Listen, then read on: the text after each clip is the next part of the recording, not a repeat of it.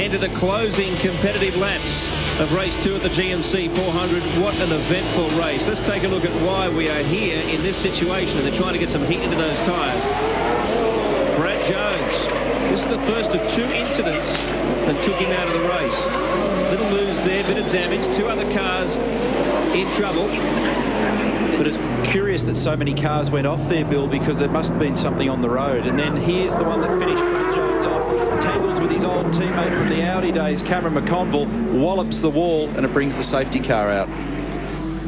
So that's where we are now, and a tricky spot there, of course. Absolute must to bring the safety car out in that situation on the sweeper into the main straight, and plenty of debris there as well, hanging off the car. In fact, McConville did pretty well given the traffic around him to avoid that spoiler. Now, hard to believe the high level of carnage in this race, Kim, I suppose.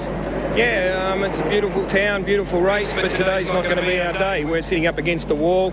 The reverse grid, well, we play by the rules, somebody else makes them, but maybe with a week before we leave to go to Perth, this isn't a good idea. There's been a lot of carnage. You have slow people at the front of the field on a circuit that's very, very difficult to pass, and because they're at the front, their adrenaline's running, they think that they're in with a chance. And when you get faster cars coming up behind and trying to go around them, the smallest of error, and you're in the wall like we are now. You also had some problems in pit lane too. Yeah, the pit lane is a very dangerous spot with all the pit stops that go on, and Avesco and race control have been trying to enforce the fact that we have to be safe. The car controller shouldn't let cars out, and we had an incident where we were in the fast lane, another car was let out of the pit box, and Bradley had to brake. That's recipe for an accident, and for the people in the crew who have got nothing to do with being in a dangerous position, getting hurt.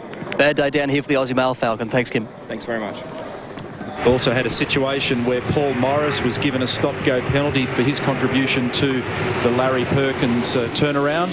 The lights are out on the safety car. There's the situation. Air temperature 13, so the temperature's come up 5 degrees, 6 degrees since we last mentioned it. Track temp 15. 25 degrees inside the office for Marcus Ambrose, and if they go racing on this lap, which they will, there'll be 2 laps to run. Yeah, it's not going to give Ambrose much time to get past Stephen Richards, is it? It's, this first lap, though, is when people try to pounce. They just try and get a little bit of an advantage. The car in front maybe hasn't got quite the same amount of grip or whatever. They'll try and see what opportunity they got. But they've got to keep cool heads, these 2 at the front. They've done very well out of this reverse grid race. They've both bagged a big chunk of points. So it'd be a real shame if they ended up against the wall or threw them all away right at the end. So you've got to be aggressive, but you've also got to keep your cool. Yeah, plus the fact the Stone Brothers have told Ambrose, make sure if you're going to get past, you leave enough room. So I don't know that he's going to get past. He was nibbling very hard in the laps prior to the safety car come out, and Stephen was showing that he had some car pace and was certainly up to the job. We know he is because he was last year's round winner. He's had a couple of wins at Bathurst. He's a hard, tough, fast pro in his own right. So Marcus might have a tiny edge on speed, but I don't know whether that's going to be enough to get by. Parks is going good, isn't he? 3rd place. This is encouraging stuff for the Stone Brothers team, though, because they've managed to get Marcus up from last on the grid to 2nd, 25 lapper with 1 compulsory stop. We've got a 50 lapper coming up with 2 compulsory stops. So that's 2 opportunities to do a leapfrog. I wouldn't be surprised if you saw this guy somewhere near the pointy end of the grid after 50 laps as well. Have a go at that time. Oh, look at that. 44.18. New lap record. That's down in the qualifying realm. We saw them do high 43s in qualifying, so that's extraordinary speed, and that decimates the next quickest time. He's very, very fast, this young man. 24 years of age, Marcus Ambrose really has set the V8 Supercar world on fire since he's been here. Just on that subject, that next quickest time, Lowndes 44.5, so he's peeled 3.5, nearly 4 tenths out of that. Last lap for our race leader, Stephen Richards. 3.9 kilometres remaining for the Ford Tickford racing driver. And Stephen Richards was the overall winner of the inaugural GMC 400 last year. Driving for the Gibson Motorsport Kmart team. There's Steve's wife, Angela, watching on from pit lane. There's no way Ambrose is going to have a go, is there? I mean, it's the sensible thing to do, just to sit tight. And well, the thing is, Baz, no matter what he does, he has to start from the back of the grid in race 3. As a result of starting this race as a did not finisher from race 1. It's a pretty tough rule. Fiberglass and sparks flying as they go through that enormous dip in the road. The camber change past Parliament House. Look at the aggro back in the pack, Tratt and Romano. I think the Stone Brothers team will be pretty encouraged by that. Here's Mark Scaife, magic tape strapped all over the bonnet. They just want to get this car through, so he's classified as a finisher. Try and get himself a reasonable starting position for the 50-lapper. This year, points are awarded to everybody in the field, all 32. Look at the front lefters locked up on Richards. Sending smoke signals. There's a mistake. That's an invitation for Ambrose down the inside as they come down here. Puts him in an awkward position for 12, but no, he recovers the situation. Pressure. Marcus is aware of this situation. He's very well placed in the Shell Championship Series points. He was 4th coming into this one. Only 5 points ahead of Greg Murphy in 5th, but well placed in 4th. He knows he's got to get maximum points here. This is going to be a good haul, even though he starts from the back of the grid. Look at the rear brakes on Ambrose, all locked up and slithered into the corner. He just absolutely gave it everything. One corner to run. Points it up toward the Ford XR8 sweeper for the final time. Good day for Ford so far. 1-2 in race 1. It's going to be a 1-2 in race 2, and Stephen Richards is going to bring it home for the Blue Oval. Marcus Ambrose in 2nd. Jason Bargwanna had a big run at the end but couldn't quite get there. Paul Radisich, John Bowe, Craig Lowndes well placed as well. As the field come across after an eventful full reverse grid race 2 at the GMC 400. Most of the cars coming through okay, but there's been a lot of damage up and down through the field. Marcus Ambrose, hasn't he worked hard today? And he's got to do it all again this afternoon off the back of the grid. But well done, Stephen Richards. Signed for the Ford Tickford Racing team at the commencement of this year. And he's done a sterling job on the streets of Canberra today. Takes the waves of the crowd and leads the field around on the slowdown lap. Big cheer from the crowd here. Victory in Heat 2 for Stephen Richards over Marcus Ambrose. Very close finish. Jason Bargwanna, Paul Radisich, John Bowe, Craig Lowndes, Garth Tander and Paul Wheel. More from the GMC 400 after this break. It was the best of times. That is for Stephen Richards, the man who won this round last year. Big comeback for Tickford Racing, courtesy of the reverse grid, holding on to their early strong position. Not so for Mark Scaife, though. The worst of times for the Holden Racing team. Scaife caught up in that concertina action where Steve Reed braked, Rodney Forbes hit him, and then, of course, Scaife was 3rd in the queue. Almost stopped. I'm in 2nd here, and the cars are parked in front. That's when I've run into it. So it's not my misjudgment. Thank you. I've already been to see him. And he said you hit him first. He is a joke. Go and have a look at the footage and you'll find out what I watched. Yes, Trevor Ashby there, of course, the other driver in the team. Not driving this weekend, of course. He and Steve run the team. Let's check the race score here without passing any judgment on that confrontation. Marcus Ambrose bouncing back after the disappointment of the first race. 102 points overall.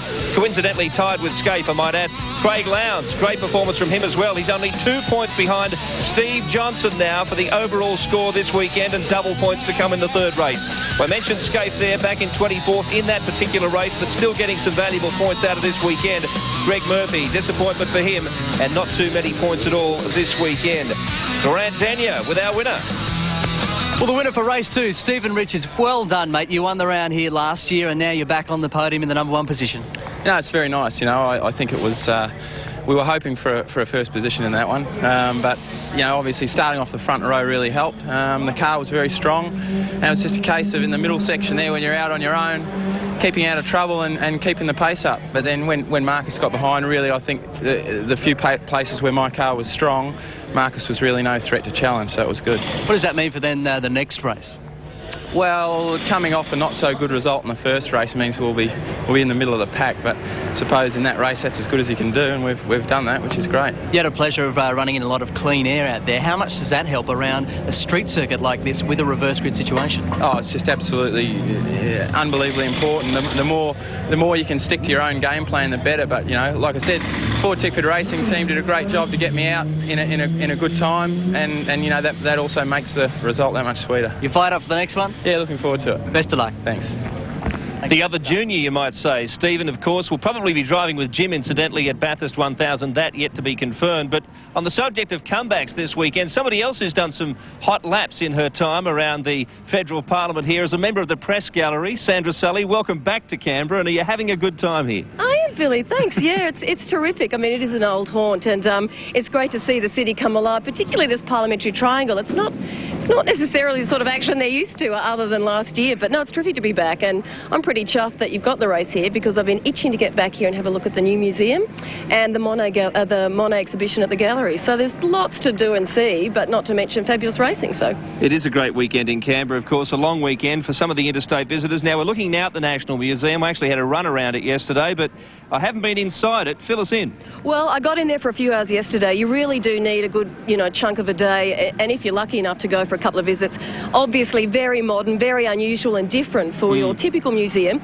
but loads of interactivity, very accessible for all ages. I thought it was absolutely fabulous. I mean, I need to come back and see the rest of it. Just wonderful, beautifully perched there on Lake Burley Griffin. So, just a great spot. And the newest, but one of many attractions here at Canberra for those of you who want to come down and visit, not only for the motorsport. Just quickly, Sandra, your comments for race 3. I know you have a few, different allegiances and ideas because it's so close this afternoon. Well, I know there's always hot competition, but, I'd have to say I'm going for Lounsey. He came number 2 yesterday. He's had a few dramas over the last few months, so let's hope it's a nice stash. Tight finish, good competition, good racing, and we're here. Well, for Ford versus Holden fans, it certainly has been a comeback for the Blue Oval this weekend, and we hope you've enjoyed your comeback, Sandra, and we'll continue to enjoy it throughout the day. Love it. Good luck with the race today, Bill. Thank you very much. Thank you, Sandra Sully.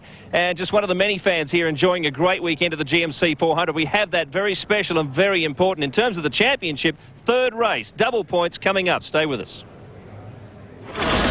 What are you going to do when you retire? I don't think that many years ahead.